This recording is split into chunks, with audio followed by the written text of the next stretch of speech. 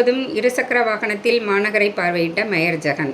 மாநகர பகுதிகளில் தெருவிளக்குகள் எரியவில்லை, சாலைகள் இருளில் மூழ்கியுள்ளது என்று பொதுமக்கள் மாநகராட்சி மேயர் ஜெகனுக்கு புகார் தெரிவித்து வந்ததை அடுத்து, காரில் சென்றால் சரியாக பார்க்க முடியாது மற்றும் பொதுமக்களின் குறைகளையும் பார்க்க முடியாது என்ற எண்ணத்தில் இருசக்கர வாகனத்தில் செல்ல முடிவு செய்தார்.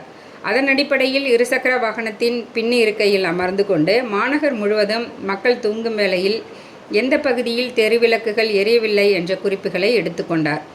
வேறு என்ன புகார்கள் உள்ளது, சாலைகள் எப்படி உள்ளது, சாலைகளை விரிவாக்கம் செய்வது எப்படி என்று இருசக்கர வாகனத்தில் 2 மணி நேரம் மாநகர் முழுவதும் பல்வேறு பகுதிகளை பார்வையிட்டுள்ளார். அதன் அடிப்படையில் மாநகர் பகுதியில் உள்ள முக்கிய சாலைகளில் எரியாத மின்விளக்குகள் கணக்கெடுக்கப்பட்டு உடனடியாக பொருத்துவதற்கான நடவடிக்கை மேற்கொள்ளப்பட்டுள்ளது. மேலும் சாலைகளில் உள்ள கழிவு குப்பைகள், மணல் திட்டுகளையும் மேயர் ஜெகன் பார்வையிட்டு அதற்கான நடவடிக்கையும் மேற்கொள்ளப்பட்டு வருகிறது.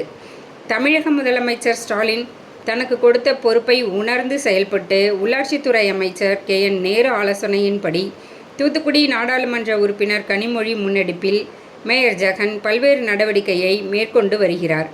மக்களின் நலனுக்காக 2 மணி நேரம் இரவு நேரத்தில் தன்னந்தனியாக இருசக்கர வாகனத்தில் மாநகராட்சி மேயர் சென்று மாநகரை பார்வையிட்டு பொதுமக்கள் மத்தியில் அந்த வீடியோ வைரலாகி வருகிறது.